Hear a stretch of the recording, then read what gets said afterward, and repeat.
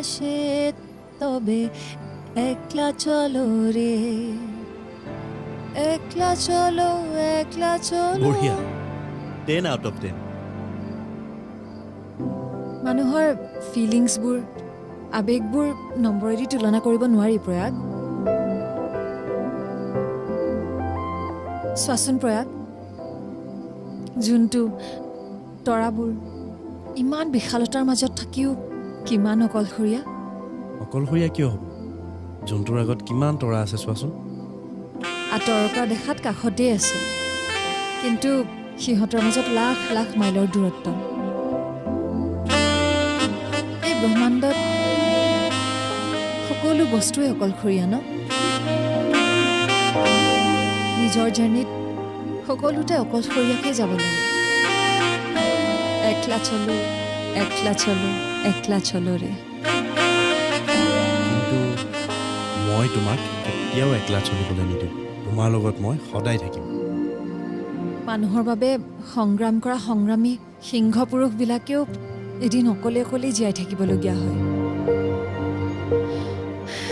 যেনেদৰে গোবিন্দ হালদাৰ গোবিন্দ হালদাৰ আকৌ ক'ত থাকে গোবিন্দ হালদাৰ এক সংগ্ৰামী সত্তা জনতাৰ দুখবোৰ সহ্য কৰিব নোৱাৰি নিজৰ জীৱনক তুচ্ছ কৰিব পৰা সেই সত্তাৰে নাতি ল'ৰা আমাৰ অফিচৰ চাহ ল'ৰাজন হেৰি ক'ৰ পৰা আহি কি মিলোৱা নহয় ক'ত সংগ্ৰামী সত্তা আৰু ক'ত চাহ দিয়া ল'ৰা ক'ৰ পৰা ক'ত মিলেগে নহয় নক্সালবাদ কৰি গুলী খাই অহা মানুহ এজনৰ নাতিয়েকে আহি আমাৰ অফিচত চাহ দিয়া ল'ৰাজন হ'ব লাগেনে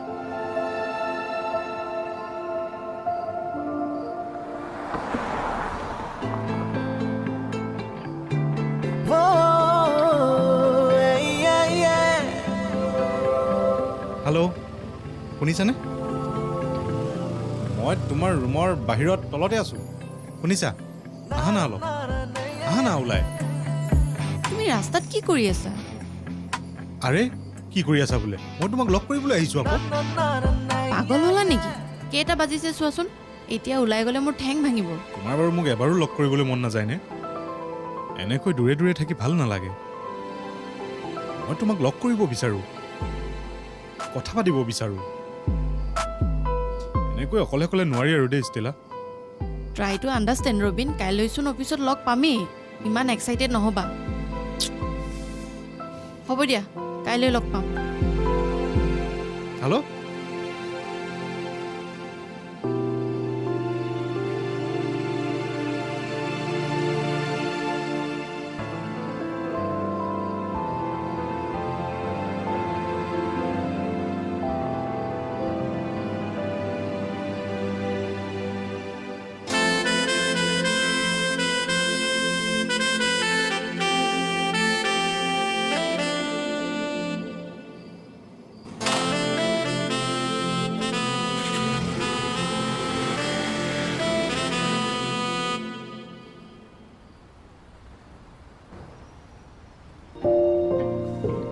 লোৱা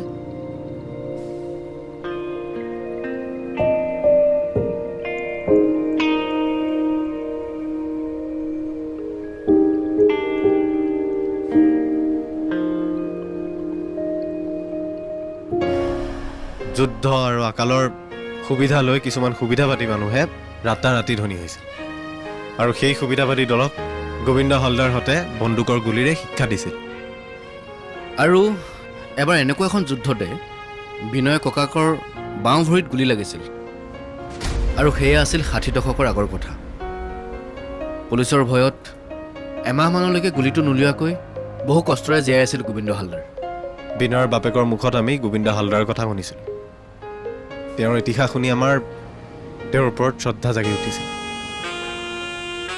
বিনয় ডাঙৰ হোৱাৰ পাছত বাপেকৰ ষ্ট্ৰোক হৈ পেৰালাইচিছ হৈছিল আৰু তেতিয়া আমি বচককৈ বিনয়ক আমাৰ অফিচত সোমোৱাই দিলোঁ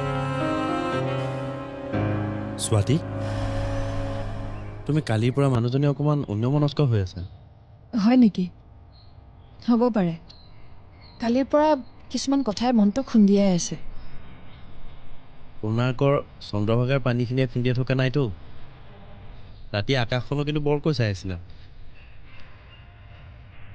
আমাৰ দৰে মানুহবোৰে ক'ত ফুৰিব যাম ৰাতিৰ সাজ ক'ত খাম, বিলাসী বস্তু কি ল'ম, সেইবোৰকে ভাবি থাকোঁ। কিন্তু কিছুমান মানুহে লোকৰ বাবে জীৱন দিয়াৰ বাবেহে কাম কৰে। কিমান মহান ন তেওঁলোক। যেনে গোবিন্দ হালদাৰ, যাৰ নাতিয়েকে তোমাৰ অফিচত চাহ দিয়ে। তুমি মোক ঠাট্টা কৰিছা প্ৰয়াগ। মোক ঠাট্টা কৰাতকৈ যদি তোমাৰ গোবিন্দ হালদাৰৰ ওপৰত সামান্য শ্ৰদ্ধা হ'লহেঁতেন।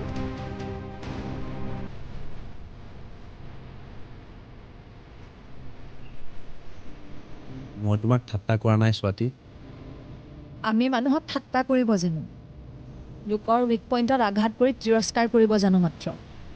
কিন্তু কাৰোবাৰ কিবা অৱদানৰ কাৰণে আমি সন্মান দিব নাজানো, ত্যাগৰ মূল্য দিব নাজানো। তোমাৰ অফিচ আছে নহয়, টাইমত যাবানে? তাৰ মাজতে কিন্তু কিছুমান মানুহ আছে যিয়ে মূল্যবোধ লৈ জীয়াই আছে। আনৰ কাৰণে যিয়ে কাম কৰি আনন্দ ল'ব জানে, যেনে চিন্ময়, প্ৰসেন, দ্বিজেন দা। হ'ব, তুমি এতিয়া খোৱাৰ যোগাৰ কৰাকৈ যোৱা। মোৰ অকণমান কাম আছে, মই সেইখিনি কৰি লওঁ। হ'ব, বেছি ভাবি থাকিব নালাগে, যোৱা।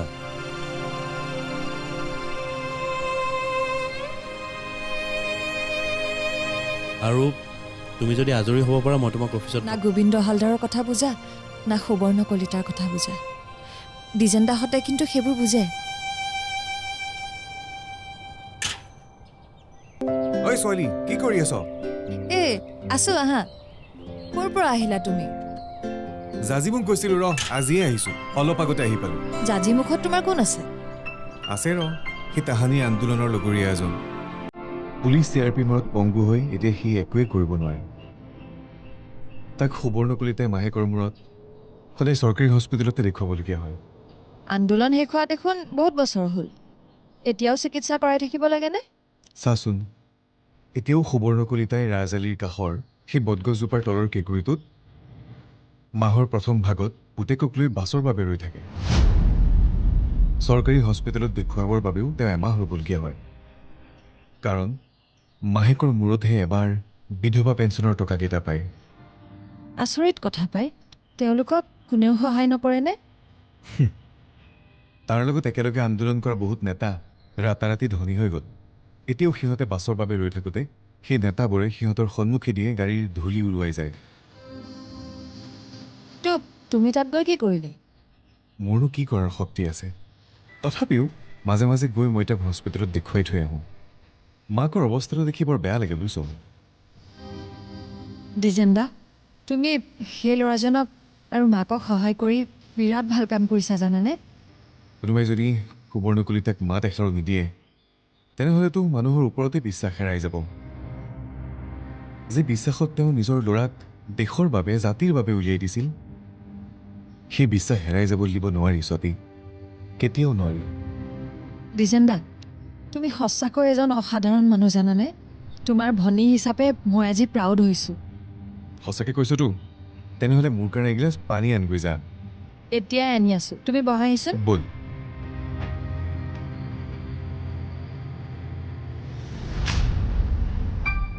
তোমালোকৰ দৰে মানুহ কিছুমান আছে কাৰণে আজিৰ পৃথিৱীয়ে মানৱতাৰ গান গাই থাকিব পাৰিছে দ্বিজেন দা।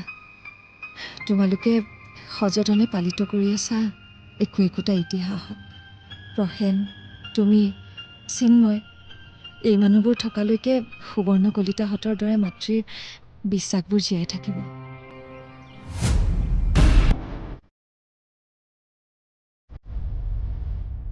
সেই আন্দোলনৰ দিনবোৰ মনত পৰিলে এতিয়াও গা শিয়ৰি উঠে বুজিছ। কিমান যে জোৰ সমদল কৰিলোঁ, তিনিটাকে শিক্ষাবৰ্ষ বিসৰ্জন দিব লগা হ'ল। সত্যাগ্ৰহ, পিকেটিং, জাননে সমনীয়াৰ আদ্যশ্ৰাদ্ধত ভাগ ল'ব লগা হৈছিল।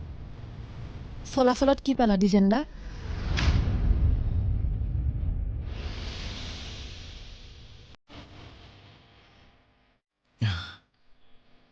ব্যক্তিগতভাৱেতো ফলাফল একো আশাই কৰা নাছিলোঁ। কিছুমানৰ লাভ হ'ল, কিছুমান আগৰ জেগাত থাকি গ'লোঁ।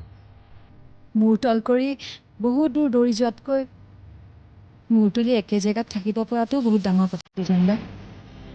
মই কিবা ভুল কৰোঁ নি দিজেন দা? বহুত ডাঙৰ কথা এটা ক'লি তই। কেতিয়াবা নিজৰ অক্ষমতাৰ কথা ভাবি খং উঠে বুজিছ। সকলোবিলাক কথা যেন বিজ্ঞাপন হৈ গৈছে। চৰ্বি থকা তেলৰ বিজ্ঞাপনটো যেনেদৰে লিখা থাকে 100% চৰ্বিহীন বুলি, আৰু আমিও চৰ্বিহীন তেল খাইছোঁ বুলি মানি লওঁ। কথাবোৰ তেনেকুৱাই। তোমাৰ কথাবিলাক মই ঠিক বুজা নাই দেই। এতিয়া বুজি নাপাবি, কিন্তু এটা সময়ত মোৰ কথাখিনি বাস্তৱ কথা যেন লাগিব। তোমাৰ কথাবোৰ মই এতিয়াহে বুজি পাইছোঁ দিজেন দা। বুজি পোৱাই নহয়, মই ভালদৰে উপলব্ধি কৰিব পৰা হৈছোঁ। আজিৰ পৃথিৱীখন যেন কেৱল বিজ্ঞাপনতে চলি আছে। আমি নিজেই নিজৰ বিজ্ঞাপন দি জীয়াই থাকিব লগা হৈছে। বিজ্ঞাপন, কেৱল বিজ্ঞাপন। স্বাতী, তুমি এতিয়াও ইয়াতে বহি আছা? আহি আছোঁ ৰ'বা। হৈছে আৰু, যি দেখিছোঁ ব্ৰেকফাষ্ট এতিয়া ময়ে ৰেডি কৰিব লাগিব। নালাগে ৰ'বাচোন, মই গৈ আছোঁ। আহা। ছাৰ মাতিছিলে? অ' বেনাৰ্জী, আহক আহক। কওক ছাৰ। আচ্ছা কওকচোন, আমাৰ চেলি অফ লণ্ডনৰ কাম কিমানখিনি আগবাঢ়িছে? চলি আছে ছাৰ। এই ৰোশন আৰু চিন্ময়ে গ্ৰাফিক্সবিলাক কৰি আছে, আৰু ভাস্বতী কৈছোঁ 3টা বেষ্ট অফ দ্য বেষ্ট কেপশ্যনছ দিবলৈ।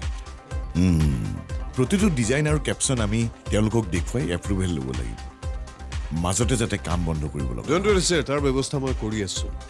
প্ৰথমতে আমাৰ মাজতে ফাইনেল হৈ লওক কথাখিনি। মই এইবাৰ সিহঁতক অভিযোগ কৰাৰ কোনো সুযোগ নাই। প্ৰতিটো কাম কৰাৰ আগতে সিহঁতে অ'কে বুলি ক'ব লাগিব। ছাৰ, মই ভাস্বতীক সিহঁতৰ লগত যোগাযোগত থাকিব কৈছোঁ, আৰু এপ্ৰুভেলৰ কামখিনিও তাই কৰিম। আচ্ছা বেনাৰ্জী, আমি বাৰু ভাস্বতীৰ ওপৰত বেছি ডিপেণ্ডেণ্ট হৈ গৈ আছোঁ নেকি? নাইতো ছাৰ, কিয় ভাবিছে এনেকৈ? সুনন্দাই কিন্তু ভাস্বতীক বেছি গুৰুত্ব দিয়াটো বিচৰা নাই। সুনন্দাৰ মতে নতুন মানুহক কোম্পানীৰ তলানলাবোৰ দেখুৱাই দিব নালাগে, নতুন এমপ্লয়ীৰ বিশ্বাস কম। ছাৰ, ভাস্বতী বেয়া ছোৱালী নহয়। She is very intelligent, pure and honest. আপুনি কিন্তু আজিকালি ভাস্বতীৰ বৰ চাৰ্টিফিকেট দিয়া কৰিছে বেনাৰ্জী। তাই চাৰ্টিফিকেট দিবলগীয়া ছোৱালী আছে। বাহ, ইমান কম দিনৰ ভিতৰতে আপুনি ভাস্বতীৰ প্ৰতিভা গম পাই গ'ল।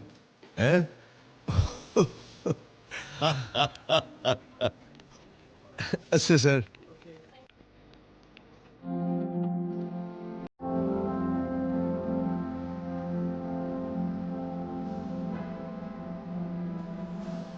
হেল্ল'।